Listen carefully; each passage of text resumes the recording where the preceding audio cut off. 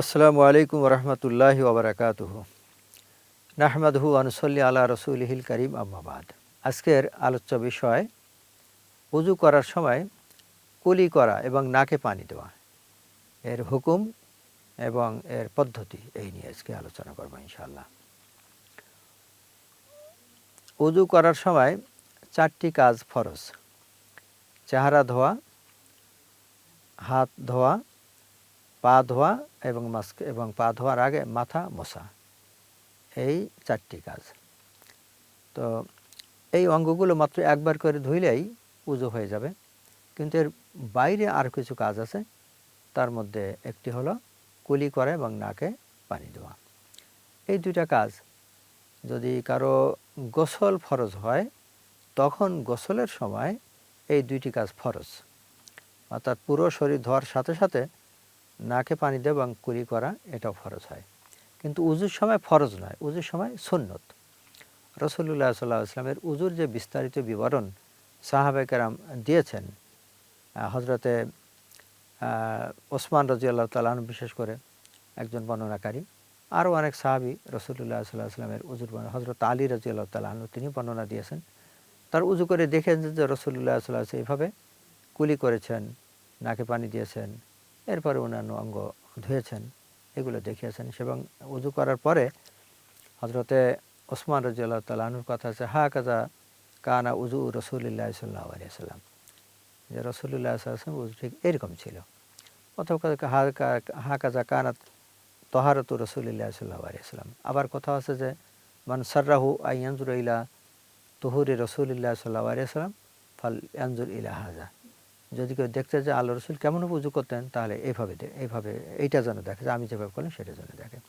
তা মোট কথা, রাসূলুল্লাহ সাল্লাল্লাহু আলাইহি ওয়াসাল্লামের উযুর যে বিবরণ দিয়েছেন সাহাবায়ে কেরাম, তো সেখানে তারা দেখিয়েছেন যে আল্লাহর রাসূল কুলি করেছেন, নাকে পানি দিয়েছেন।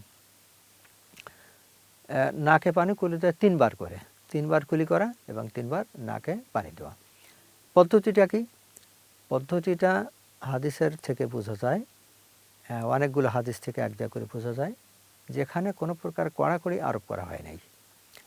যেটাই বান্দার জন্য, মানুষের জন্য স্বাচ্ছন্দ্যমূলক হয়, সহজ হয়, সেইটাই আল্লাহ রাসূলের পক্ষ থেকে অনুমোদিত। যেমন মনে করা যায় একজন ব্যক্তি 1 কোষ পানি নিল, অনেক পানি নিয়ে এই 1 কোষ পানি দিয়ে সে 3 বার কুলিও করলো, 3 বার নাকেও পানি দিল, যদি কেউ পারে, এটাও তার জন্য অনুমতি আছে।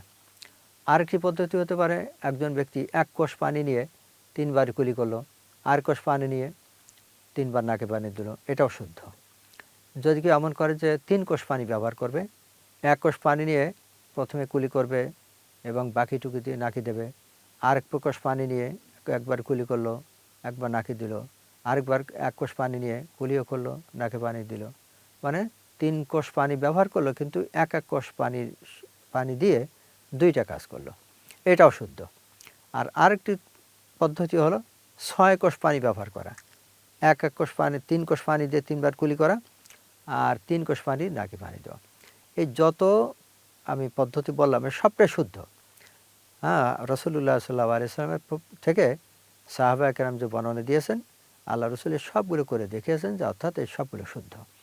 আর এটি হচ্ছে ন্যাচারাল কথা, স্বাভাবিক কথা, যে যেহেতু 2টা আমল, অতএব 2টা যে বান্দার জন্য, যে ব্যক্তির জন্য যেটা সহজ হয়, স্বাচ্ছন্দ্যমূলক হয়, তিনি সেটা আমল করবেন, এ ব্যাপারে কোনো কড়াকড়ি নেই।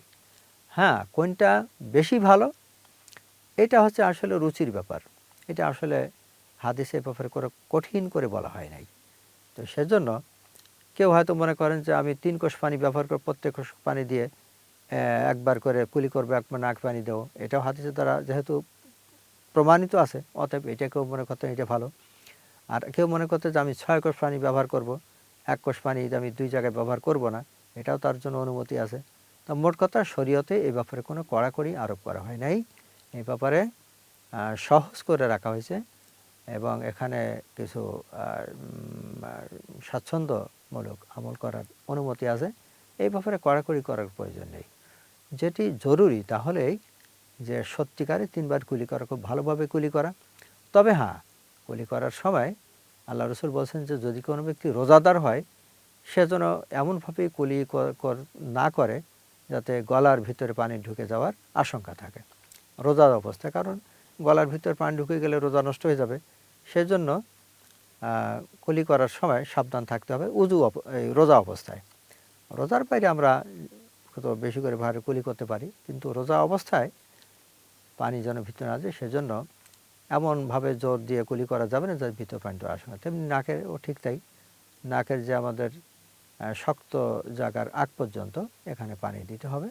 এখানেও খুব এমন করে পানি টানাও ঠিক নয়, উচিত নয় যে রোজার সময় যে পানি যেন ভিতরে চলে যায়।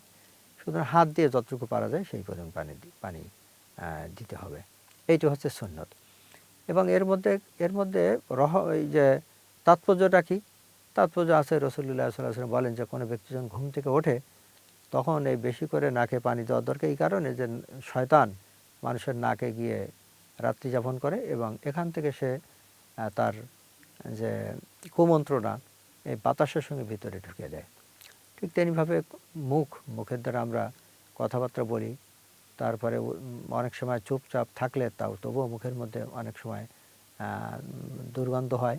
এই জন্য যেহেতু আল্লাহ তাআলার দরবারে আমাদের হাজিরা দিতে হবে, সেজন্য পরিষ্কার পরিচ্ছন্ন হয়ে আল্লাহ তাআলার দরবারে উপস্থিত হওয়া উচিত। রাসূলুল্লাহ সাল্লাল্লাহু আলাইহি ওয়াসাল্লাম সেই শিক্ষা দিয়ে গেছেন যে অঙ্গ প্রত্যঙ্গ ধোয়ার সাথে সাথে যে দুইটা অঙ্গ একদিক দিয়ে বাইরে আরেক দিক দিয়ে ভিতরে, এই কুলি এই আমাদের মুখের ভিতর এবং নাক একদিক দিয়ে বাইরে আবার একদিক দিয়ে ভিতরে, তো এই জায়গাগুলো পরিচ্ছন্নতার মধ্যে শামিল করে নেওয়া, এটা হচ্ছে রাসূলুল্লাহ সাল্লাল্লাহু আলাইহি ওয়াসাল্লামের শিক্ষা। তো আমরা উযু করার সময় এই দিকটি খেয়াল করব যে 3 বার কুলি করব আর 3 বার নাকের ভিতরে পানি দেব।